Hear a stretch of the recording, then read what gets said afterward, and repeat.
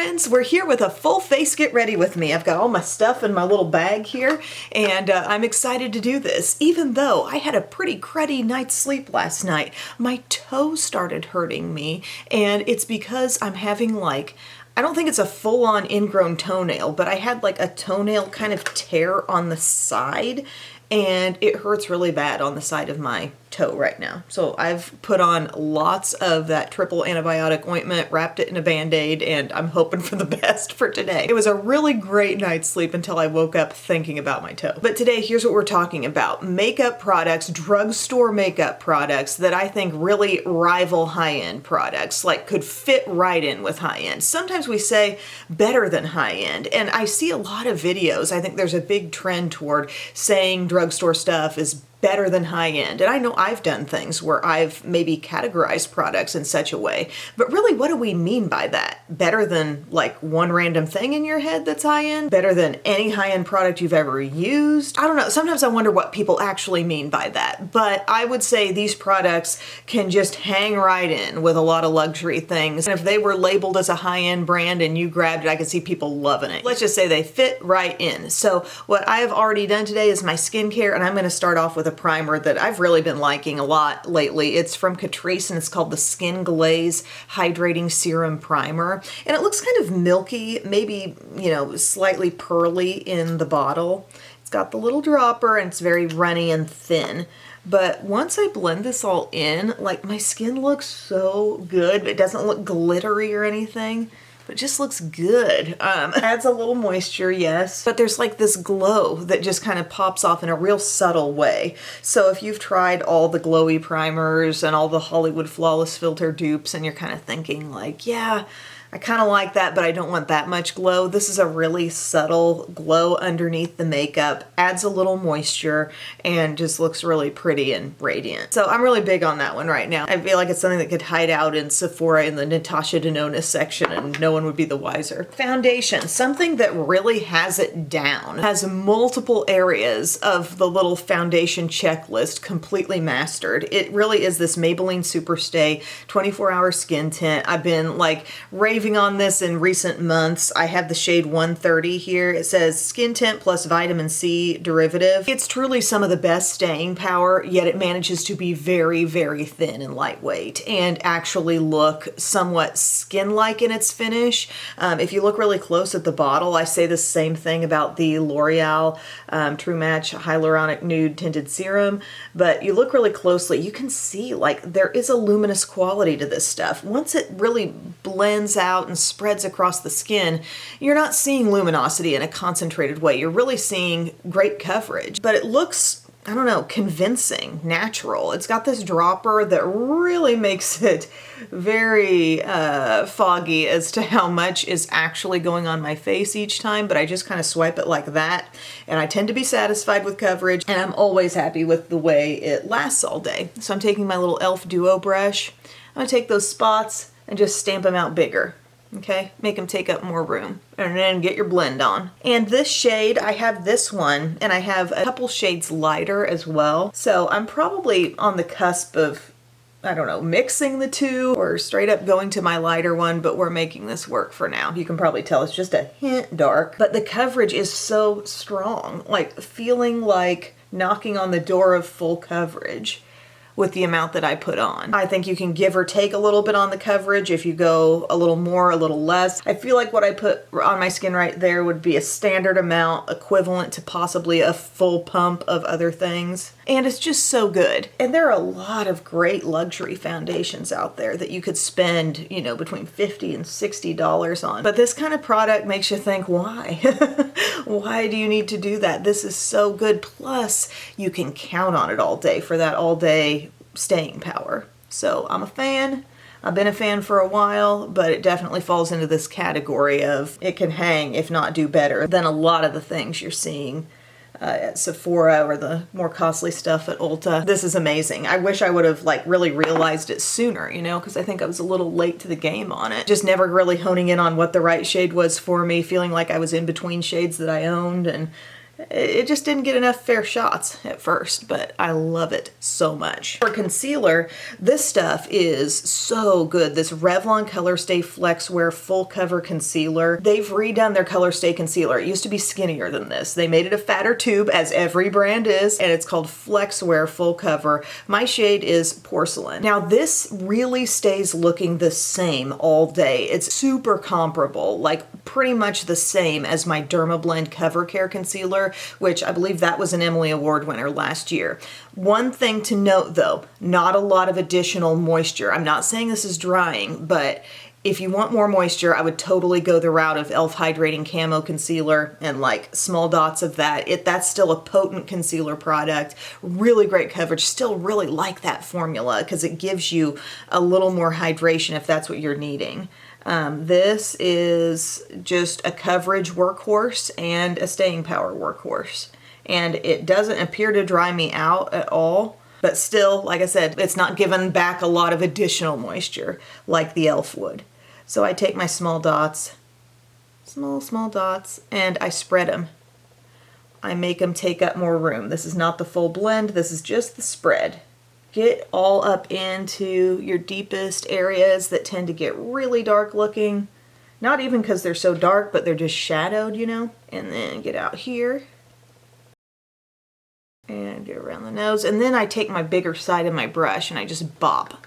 Bop, bop, bop, bop, bop, do, do, do. See? And then we're preserving coverage. We're taking small dots, making them take up more room, and then using a side of the brush that's so much larger, so it really can't take away that coverage. It's just kind of pressing it in, working it into the skin. If I'm using a brush, if I'm not like pulling in a beauty blender or something, this is the method, I'm convinced. But look at that. That shade is really on point because it's always going to take me just a little bit brighter than my skin naturally is. And I can use that added brightening step. But like I said, staying power is extremely good. I've worn this a lot. Very good track record of looking the same at day's end. But if you need more hydration, e.l.f. Hydrating Camo Concealer. Then we're going to use some setting powder. Setting powder helps me a lot in the staying power department. I feel both on under eye and T-zone primarily, and I do not think you need to spend a lot of money on a setting powder. If you really want maximum brightness, get Maybelline Fit Me Loose Powder in Fair. This nearly as bright, and you get a really big amount of it. This Wet n Wild Photo Focus Translucent. What is the difference in amounts? Now I've got myself intrigued. You're getting 0.7 ounces or 20 grams in both, actually, same amount. This will run you a little bit cheaper, and it's the Wet n Wild Photo Focus Loose Powder. Have always been able to count on this stuff. Many people love this. Get you a little pinky puff from e.l.f., 3 in a pack. By the way, they totally wash up. You wash them with the same soap you might use on your brushes, let it air dry, and you will have a fully back to normal little sponge. But I pat this on that under eye. Am I using tons? Well, obviously I'm using a good amount because I've got something that I can dust away. But I'm not using like an overwhelming bake here. Pressing it in on these areas where, I don't know, I just am most prone to see the product wear down. Nostrils, in between the brows for whatever reason. Chin, you just kind of feel like you're packing it in at this stage. But then we take a little brush and we dust away the excess. And now we're thinking it's a dull skin vibe, it's set but not over dried. As much as I love my powders that I own from Laura Mercier, I've used a lot of my Rare Beauty loose powder lately. That expense is not really necessary because this is great, the Maybelline Fit Me is great, and those are also very accessible products that can be found nearly anywhere. Then one little thing that I've kind of gotten in my head about it, like I feel superstitious about it almost, like if I don't do this, maybe it won't all last, but this Maybelline Superstay Hybrid Powder Foundation, smooth, creamy, absolutely creamy to the touch. If you want to use it as purely powder foundation, like you put on primer, you put on concealer, and then this is the foundation, you could get away with that. But I feel like this is every bit as good as my One Size pressed powder foundation. And I just get a little bit, the minimal amount, and I put it everywhere where I did not just apply the loose powder. And I feel like it locks it all in. I mean, we're going indestructible with the makeup, but I think the wear says a lot. The wear says a lot about quality, truly, because anybody can pop on here and be thrilled with something they just threw on their face, because of course it's looking fresh and great. But if you can point something out where you're like, yeah, I use that, but I use it very minimally. Like, I think I will continue to own this powder a really long time because I use so little, but it's effective. My skin looks completely full coverage right now. Doesn't feel cakey to the touch, but it's not sticky at all either. Next up, I've kind of gotten back into this product for doing a little soft contouring. This is the Maybelline Perfector 4-in-1 Glow Makeup. This shade is 2.5 medium deep warm, and this can be soft, easy contour. Now, I also love the light shade. This is the shade 01 Light. This is great as primer. This is probably a little more glowy than the Catrice that I just put on today, but amazing stuff. Love it. Thin, very blendable. When I say thin, I mean as thin as it gets, so light. So that's why I love using that as a primer. But then this, I can't remember who suggested it or if I came up with the idea on my own, but I thought, go for a deeper shade and it becomes just as blendable like liquid contour, right? So I like using it this way. Add a little more up in here. We want to look a little sunny, but the blendability on this stuff is just unreal because it's thin and light, and I just love it. I hadn't used this in a while, this one, my deeper one, but kind of got back into it and thought the world needs to be reminded. I mean, look, I'm pretty sure it doesn't get easier than this.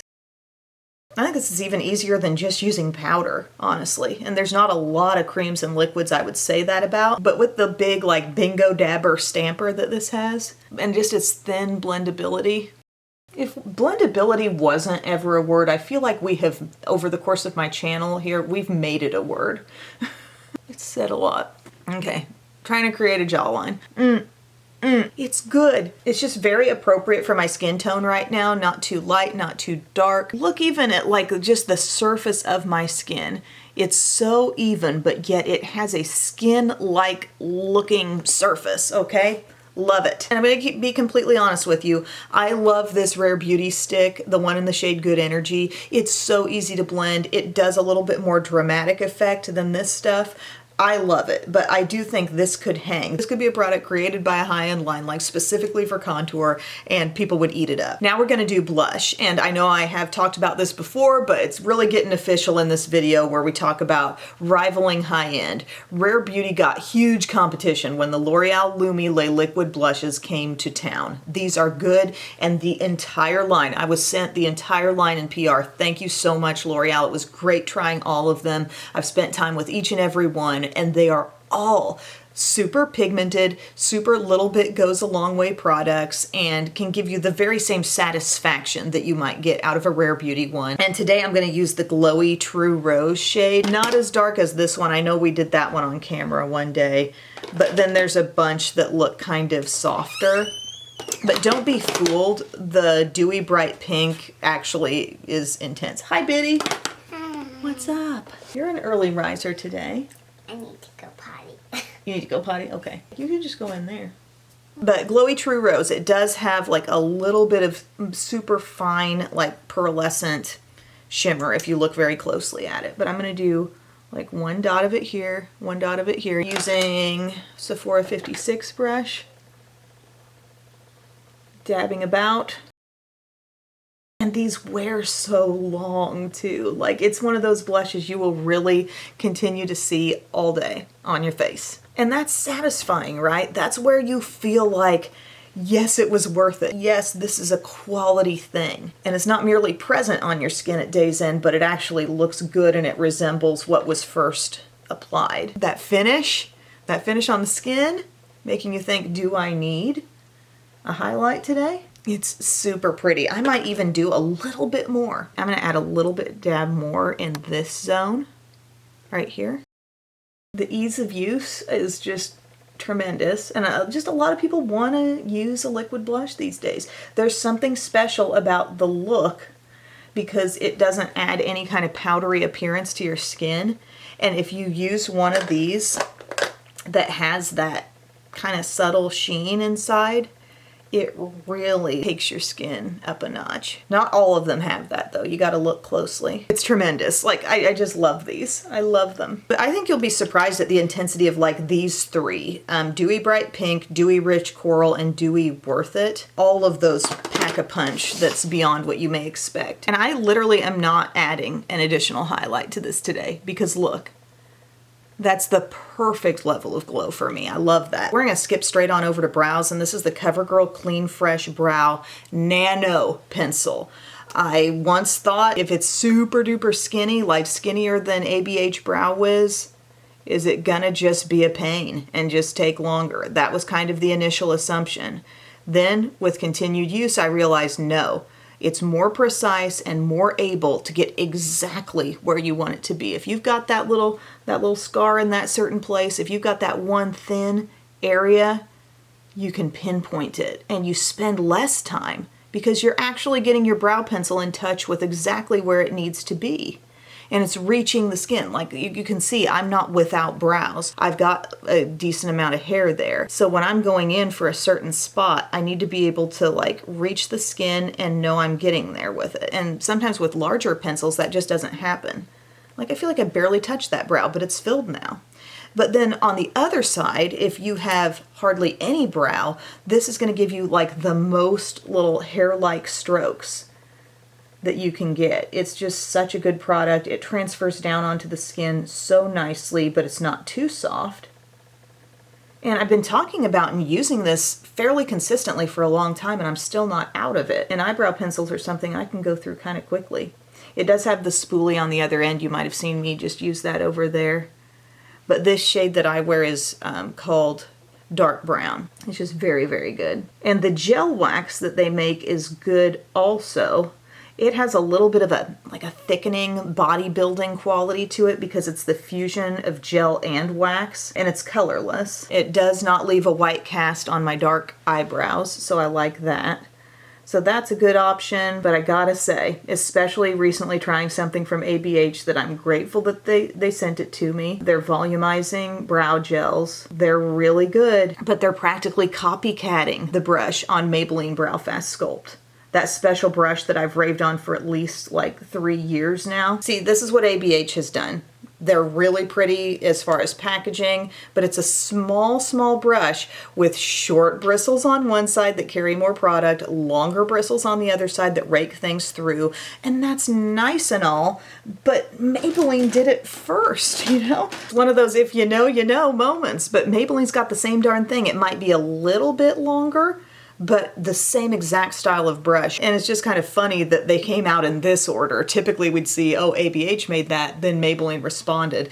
But no, Maybelline was doing it first, and this has better hold. This is some of the strongest hold you're gonna have in your brows. So yeah, it does provide extra tint. And if I ever need a one-step brow, like I need to rely on one thing to both fill in and hold, this would be my choice. There's been many a quick makeup video that I've done where this is the thing if one product has to get it done alone. This kind of product is the essence of this video. They are doing it better. Milani Eyeshadow Primer. Yes, I do feel it's better than anything else out there. High-end drugstore, she's the queen. It takes so little. You'll have one tube of this for a long time and you'll think you're about to run out and then you'll keep using it for months. Tiny, tiny little dot. Share it between two fingers. Apply it first to the lids and then work upward with anything that's left. We're talking giving shadows something to cling to. We're talking making it last longer all day. She's the GOAT, okay? She's more of a GOAT than Urban Decay Primer Potion. There, I said it. Works better.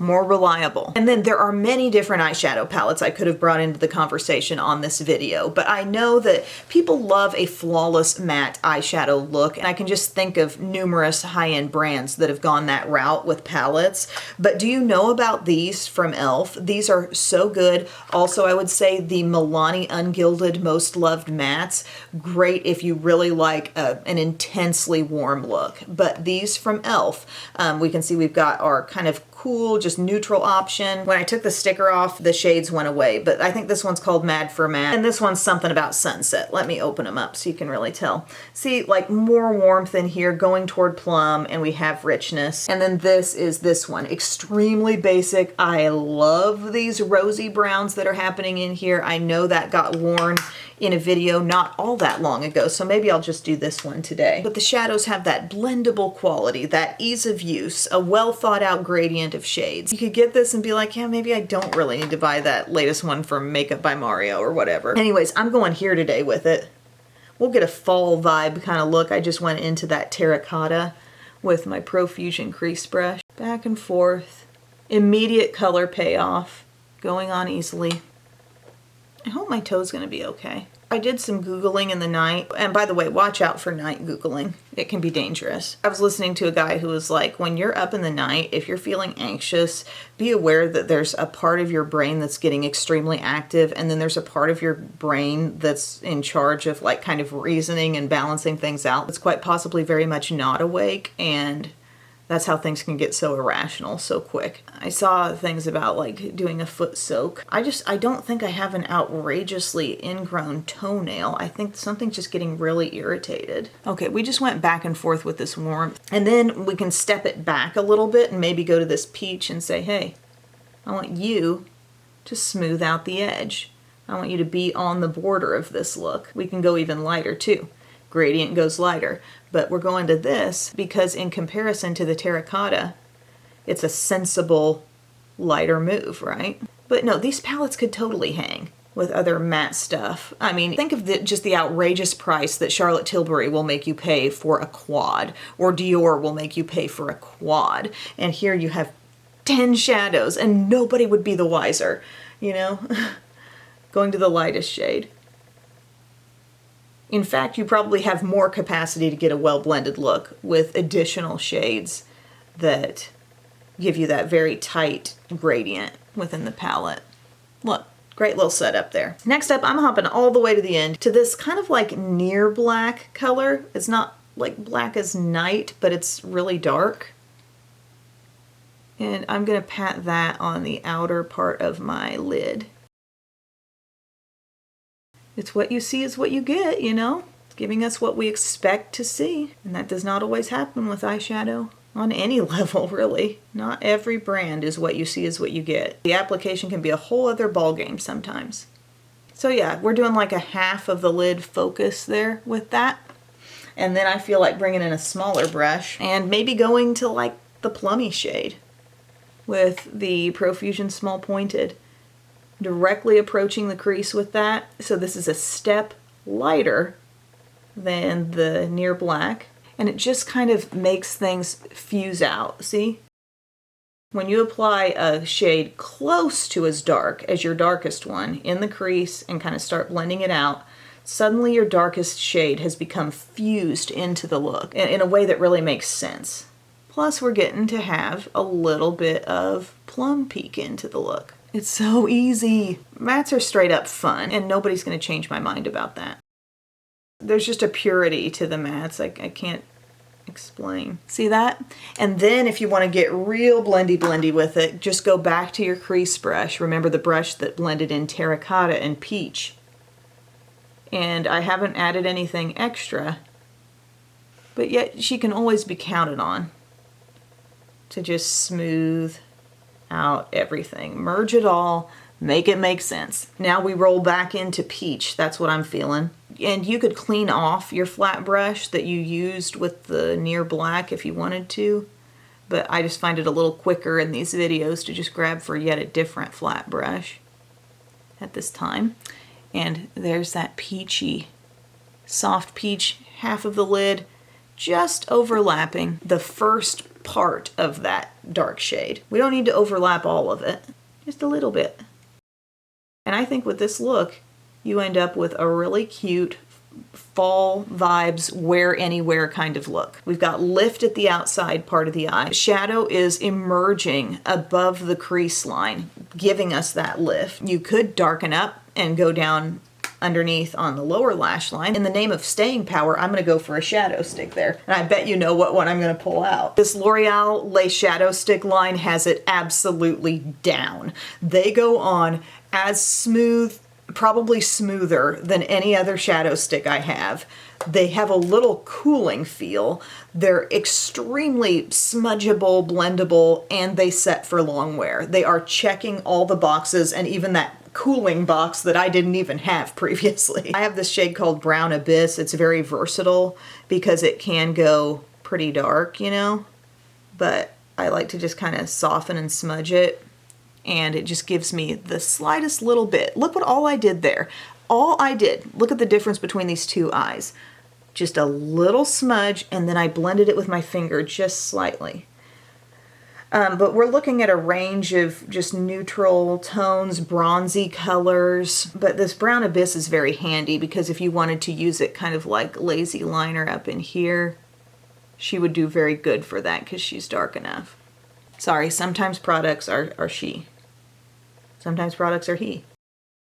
Just elite mode. I mean, that was so easy, even though I used the lightest amount. The pressure, like barely holding it. Whoop! Oh man, she shows, okay? You are not gonna tug at your eyes with these sticks. That's just the easiest way to go about life, guys. And I love the hard candy shadow sticks too. I love them. And what you will find in that range are some more unique shades, like a true pitch black, and I love the brownish bronzy shade called Cold Brew. You'll find some different tones there, and those are great as well. These are just even softer, even more glidey with it all. High-end sticks, watch out, because L'Oreal's got it. And then we're gonna move on to mascara. This is my Shiseido eyelash curler. L'Oreal Voluminous Superstar Red Carpet Black. It really makes you think twice about, do I need to buy a separate high-end lash primer? Unless it's Little Black Primer from Estee Lauder, which absolutely assists with the curl holding. If you have curl challenged lashes, it's a beast for that, and it's also great for setting and wearing on top of your mascara and not getting flakes.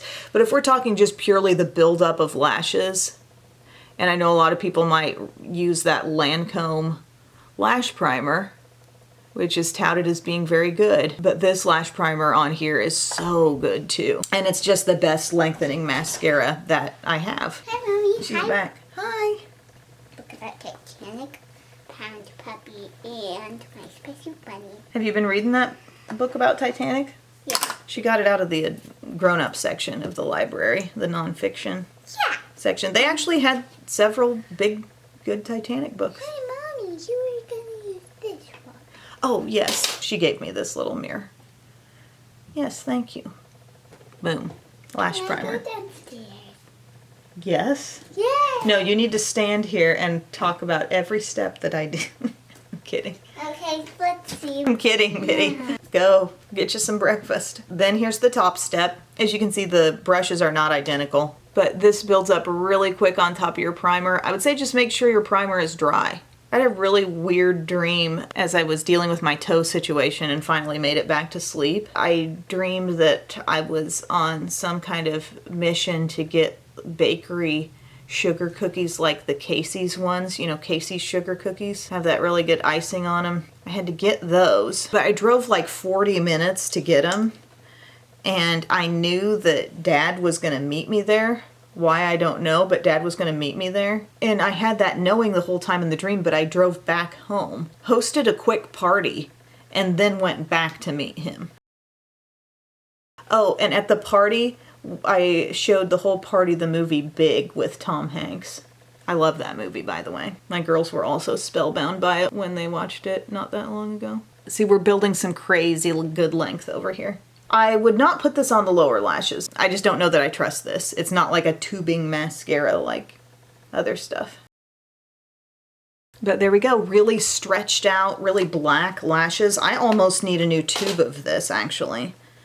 And I do plan to repurchase because I think that's gold. And then for lips, a quick lip that we'll do here. And well, maybe before I forget, I'll talk about this. You guys saw me review the Hourglass palette a few videos back. And if you primarily were watching that and only took an interest in the idea of an ambient lighting powder, not so much the blush, the bronzer, the highlight, but like those powders that give you that kind of X factor veil over the skin that's maybe just the teeniest bit luminous, but not really too luminous, you might want to check out this from Physicians Formula. It's called the Butter Glow Pressed Powder, the one in Translucent Glow. Actually very similar to a particular Hourglass powder called the Infinity Powder. But see the skin now, like it's looking really even, no complaints, but take a little bit of this and just kind of veil it over top. And it's just really pretty.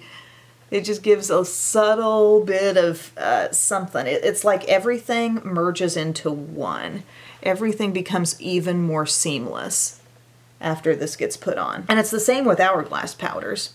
I wouldn't even say it's head and shoulders better than Hourglass. I think it can just hang with Hourglass because it's so much like that. But on lips, here's what we're gonna do. An amazing lip liner here. This line from Rimmel called Lasting Finish. I'm going to use the shade called Cappuccino today. It's kind of my cool nude. And guys, I recently got sent to me from Makeup Forever. You know how they've got their iconic lip liners and they now have an extreme formula for long wear? And I've used them and they're impressive. They're really good, but so are these, okay? So are these. This is Cappuccino, like I said, it's kind of like a soft brown almost, cool nude. I'm gonna put her on and pair her with kind of a fall-like gloss on top. But these last so well, I need to sharpen actually. Persona sharpener. These don't have the same amount of glide as an e.l.f. Cream Glide, but let's be honest, the e.l.f. Cream Glides do not last that well. You don't want it to be too creamy. Creamy enough to glide, but then we need it to kind of set up and last. If the lip liner doesn't last, what are we doing? Okay, this is Cappuccino. She's cool, she's brownish. But then, you know, I think a type of gloss in the drugstore that definitely can get right in there alongside some Fenty gloss bombs and still impress would be the Lifter glosses from Maybelline. And they have a really great range these days. Colors that are creamy and very sheer. Colors that have a little bit of shimmer in there. And some that have more pigment and depth. And then you've got those kind of jelly ones. They're reddish tone and they're pinky tone that seem to be a bit more transparent, but yet they still bring some color. Like, I've been impressed. My one thing about these would be don't put too much on. Don't overgoop yourself because it can feel like a lot. But this is the shade called Rust. And she's just gonna hang out on top of this lip liner. Ooh, the pairing of these two makes it a little bit darker, okay?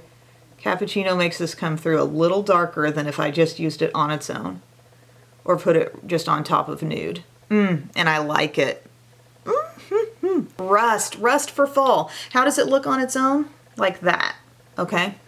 On top of Cappuccino, a little bit richer. All right, so that, my loves, is my video. Everything I used was drugstore, and everything I think can totally rival a different high-end product. In a lot of cases, as you heard, there was a certain high-end thing in mind, you know? But I really couldn't be happier with the way things came together here. I love the look. I love the cheek, the eye, the lip. I'll take my crazy little headband off so you can get more of a feel for it all. Haven't even brushed my hair, but that's not what my channel's about. My channel's about the makeup. Loving it so much. Thank you all so much for watching. Let me know in the comments section if there are other products that you feel this way about, because I do kind of feel like even for me, this was the tip of an iceberg for this content, because I could have named multiple other things going above and beyond what got to be used in this video, because I'm only one face. So thanks for your time, everyone. I love you, and I'll see you again very soon.